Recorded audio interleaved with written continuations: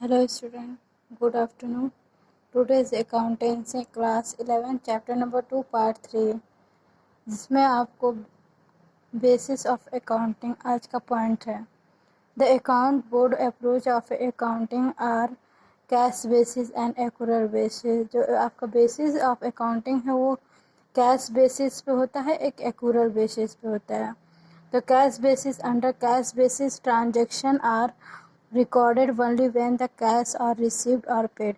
इसके अंदर वो हम ट्रांजेक्शन रखते हैं जो हमको कैश रिसीव्ड हो रहा है और पेड हो रहा है, वो कैश बेसिस के अंडर में रखते हैं।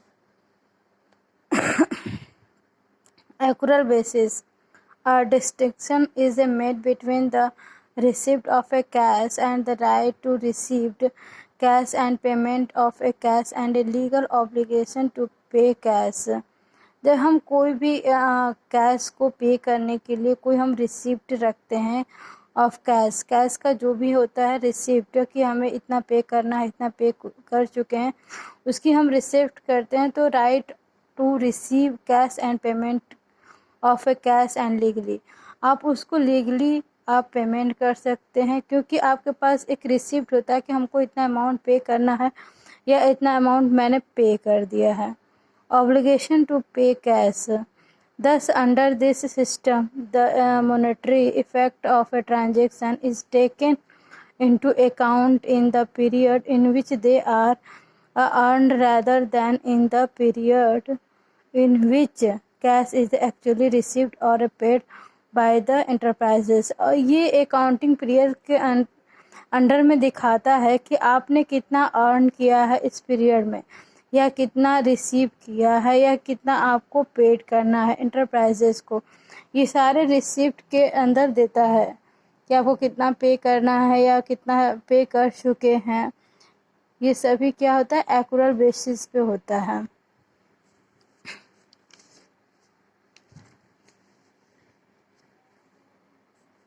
नेक्स्ट है आपका accounting standard.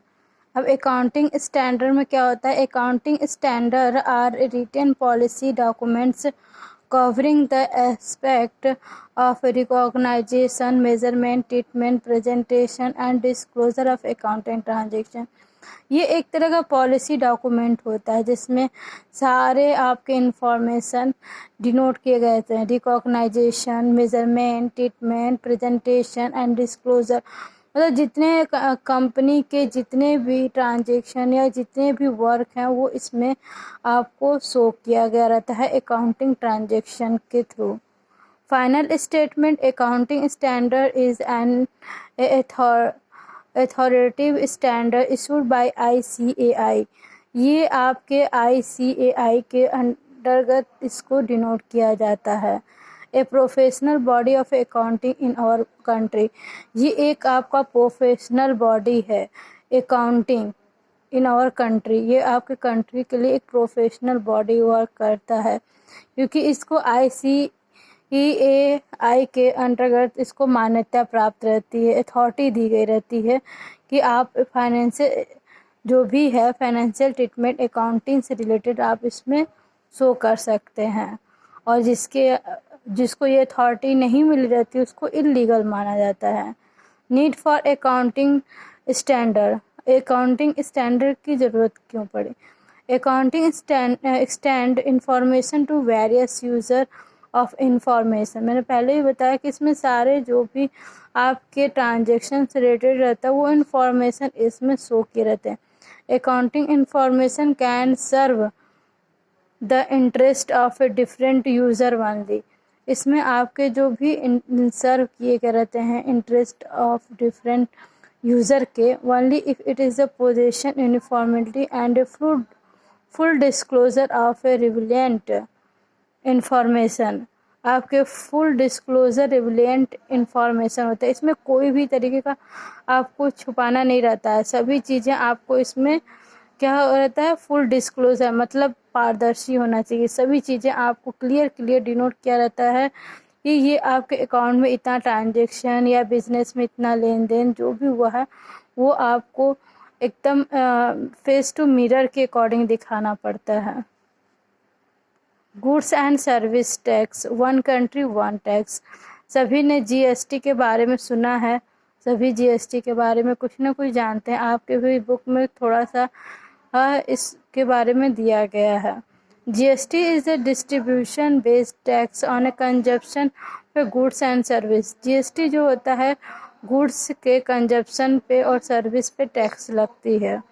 It is proposed to a levied at all stages right from manufacture up to final consumption with the credit of a tax paid at a previously stage available as a set off। इसमें क्या होता है कि जब आपका good manufacture होता है और कंजप्शन होता है, उस वहाँ से लेकर मैन्युफैक्चर से लेकर कंजप्शन तक जितने भी प्रोसेस होते हैं उसके बाद आपके जीएसटी को उस पर लेविड किया जाता है, लगाया जाता है।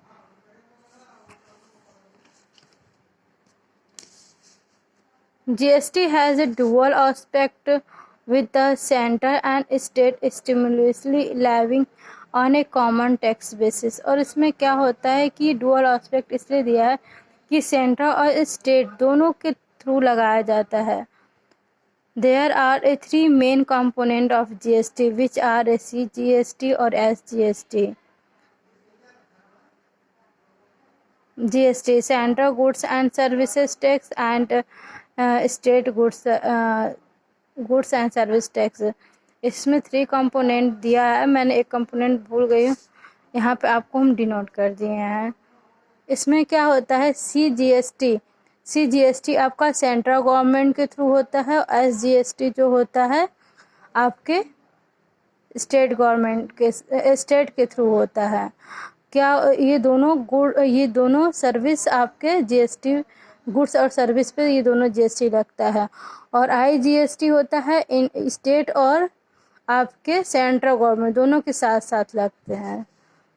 इसमें मैंने कुछ ग्राफ बनाया है आपको समझने के लिए। इनडायरेक्ट टैक्स में आपके आते हैं सेंट्रल सर्विस टैक्स, सेंट्रल में सारे आते हैं service tax, excise tax, CGST, custom, और इसमें आते हैं स्टेट वैट, एंट्री टैक्स, ऑक्ट्री में चुंगी भी होता है, लग्जरी टैक्स। इन सभी को समेट करके, इन सभी को एक साथ करके हम रिप्लेस किस में कर दिए, रिप्लेस बाय जीएसटी। ये जीएसटी के द्वारा रिप्लेस करके एक आपकी लगने लगी जीएसटी, सिर्फ ओनली जीएसटी अब लगता है।